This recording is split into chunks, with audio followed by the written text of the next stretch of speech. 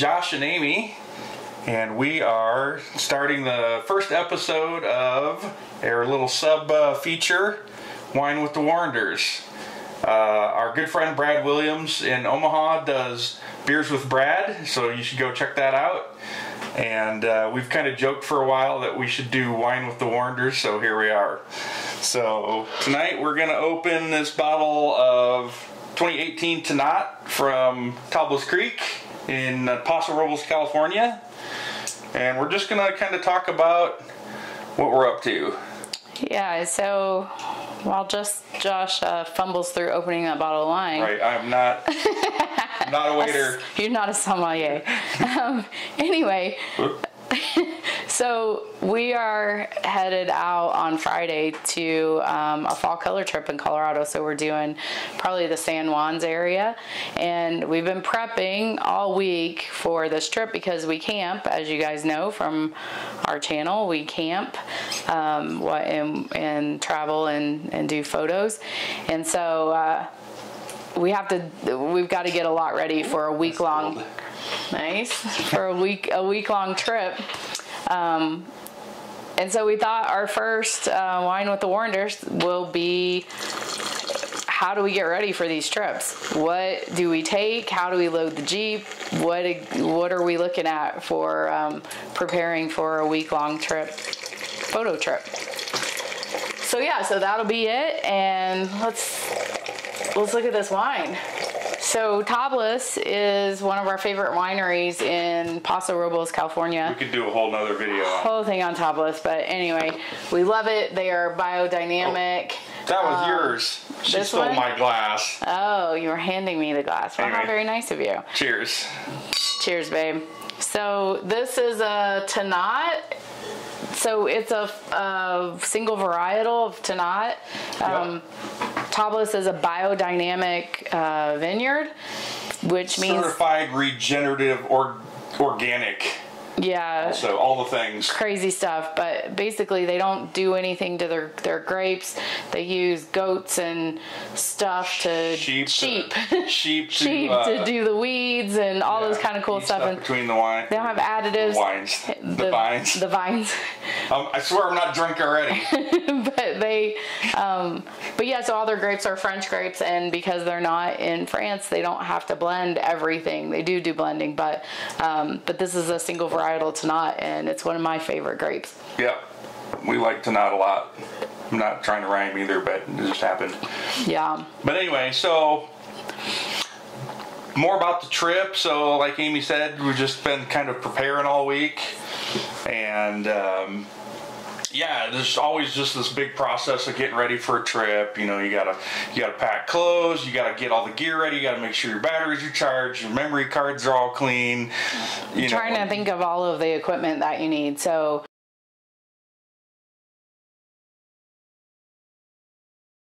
do we have microphones? Do we have the cords that go with the microphones? Which I'm glad we started we did this video because I realized that I didn't have the cable that connects the mic to the camera in with the pouch. And so we'll show you kind of all that stuff. So all the camera gear, tripods, what lenses we're gonna take. We tend to overpack lenses when we're driving because we got room in the Jeep. Yeah. But anyway, besides all the gear, you have, food to prepare, take food out, because like I said, camping a lot, so you got to have food in camp, wash the sleeping bags, get all the, the stuff for sleeping, everything that it all entails. So yeah, it's a lot of stuff, a lot of list making. But then, once you're out, hopefully you can relax and have some fun a little bit. And yeah, I think we've been doing this camping thing since we first started dating. and nobody thought I was a camper, but whole other story. But we've had to refine and figure out what works for us in the Jeep, and we've gone from, I remember when we first went and we'd pack the Jeep and we'd have 4 or 5 tubs of just so much stuff, camping gear, like stove and like all kinds of equipment for camp, for eating, preparing food, and like bizarro stuff. And now it's always a process though to refine what you have, figure out what you don't, what you really need, and what you don't use, and what you can get away with not having. And so over the years, we've gotten our stuff down to one container for all of like the food stuff, with trash bags and all of that, dishes, pots and pans. Yep. You know, plates and all of those types of things. We've moved to a 1-burner stove. I mean, yeah, we've kind of gotten things really pared down. You know, we have a bag for toilet stuff, and yeah, we kind of the taboo topic no one wants to talk about. Right. Well, you know, and this week, I mean, we're trying to always think about all the things, and maybe it was last week that I text Josh and I said, "Oh my gosh, I think we're out of the poop bags," and he's like, "Oh yeah, we were, but I already ordered some. They're on the way." And so, just really having to think about all of those things. Do we have trash bags packed for the trasharoo? Do we have, you know, just don't forget the pillows. Don't forget jackets. Where are we going? Is it going to be cold? Which it's probably going to be cold because it's fall in Colorado. Right. I mean, it's, you know, end of September, going into the first week October. It's prime time for fall color, so you know, you can get warmer days, but you know, you can definitely get snowstorms too. So and nighttime it usually gets cold, so it gets fairly cold. Yeah. And anyway, I think yeah, so we'll just kind of show you kind of our big pile of stuff that gets loaded, and then we'll show you how we get it loaded in the Jeep.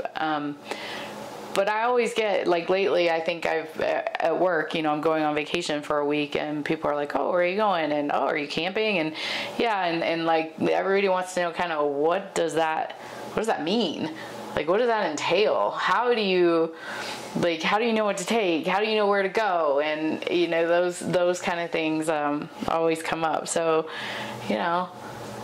It's, you know, like I said, it's always a process. You know, for us with the rooftop tent on the Jeep. You know, that has made things a lot easier, because before, well, easier and not so easy.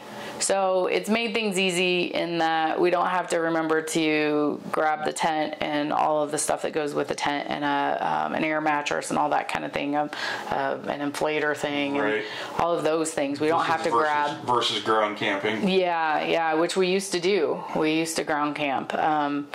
But so the rooftop tent is really cool because we don't have to deal with all of that, and we're like a little turtle, I guess. You deploy it, and and your mattress is already up there. Throw the sleep bags up there and undo them. But good.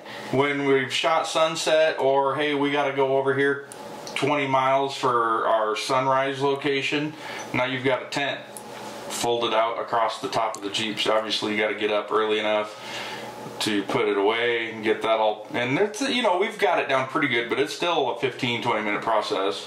Yeah. So it just adds more time, you know, to get up and get it put away before you can go somewhere. So there's ups and downs to it, but yeah, it's a pretty good system. So what's sunrise looking like this week? Hopefully glorious. How early? Oh.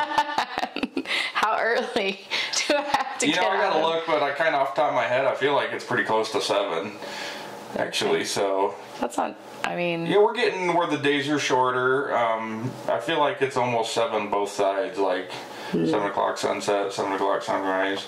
So, which is good because, you know, it gives you some time to, like, still have camp time after, you know, sunset. You get somewhere, you can make a meal and, you know, get laid down to bed and still get a pretty good number of hours of sleep, actually. Right. You know, not like you get up at like not like 5. going to the Badlands in June and you're up at 3:30 so you can get out to shoot, because sunrise is 5:30 in the morning. You know. That was rough. But anyway. So we're probably wandering, but what's our destination? What's the plan? I mean, you know, it's just pretty much all of, I'll say, western Colorado as a whole, but we always seem to kind of hit around the Aspen area, Crested Butte, that type of thing, and then I love the San Juans, which is down around Telluride, Ridgeway, Ouray, clear down to maybe even like down to Durango, but yeah, that's my favorite part of the state, the Southwest. So, great scenery, big forest aspen stands. So it should all be turning and looking pretty good. And yeah, there is a shot of some snow in the snow. That high altitude, above like 10, 11, 12,000 feet. But it just, to me, it makes the pictures that much better, having that little bit of white on the top of the mountains. It's like the cherry on top. So for sure. So Brad's coming out this time too. Yeah, our friend Brad, he's coming out on this trip. It's been, I think, 7 years. We'll put a little if I'm right or wrong at the bottom of the screen.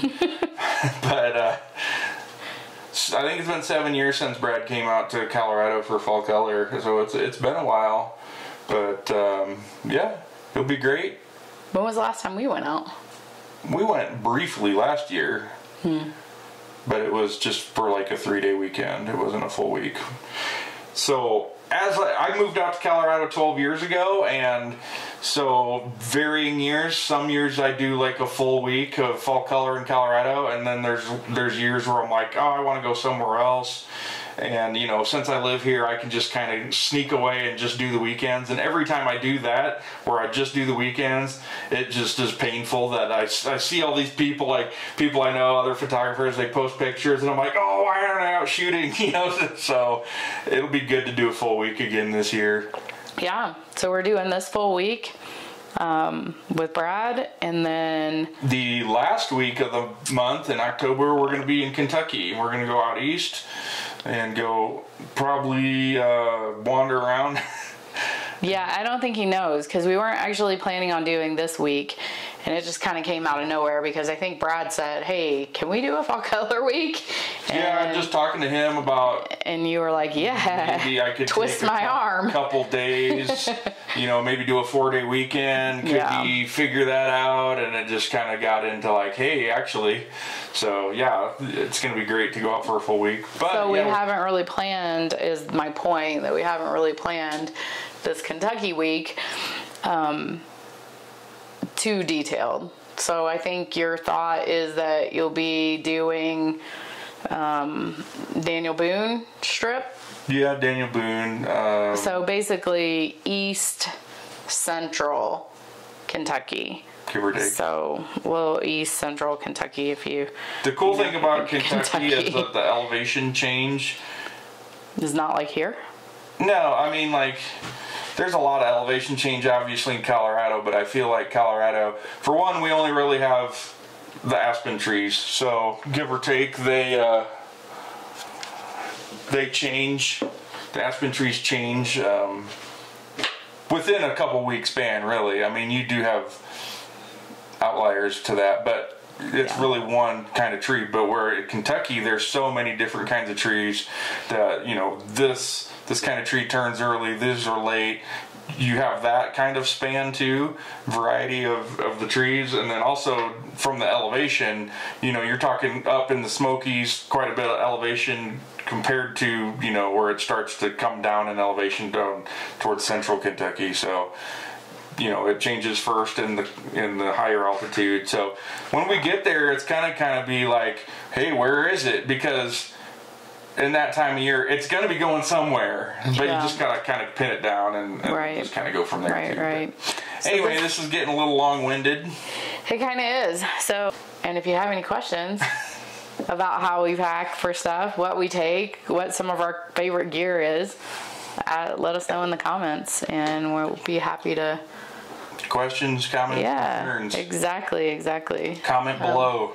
Right. And, like and subscribe. We'll try to... Ding. We're gonna try to add on to this Wine with Warrenders thing, and so if you have anything that you want us to talk about, throw us those suggestions too. We'll probably do a follow-up when we get back from this one, and probably do a lead into the Kentucky trip, and maybe get some, on-location stuff too. So. Yeah, so Kentucky will be different because we'll be flying. So that's a whole different way you pack and stuff. We're going to avoid the dry counties so we can have wine to do Wine with Warrenders. Right, that's true. That's true. Anyway. All right, well, thanks for joining us on this very first episode of the Wine with Warrenders. Pretty bad one, I'm sure. We'll refine as we go, as with everything. Hi, Zena. All right. Thanks.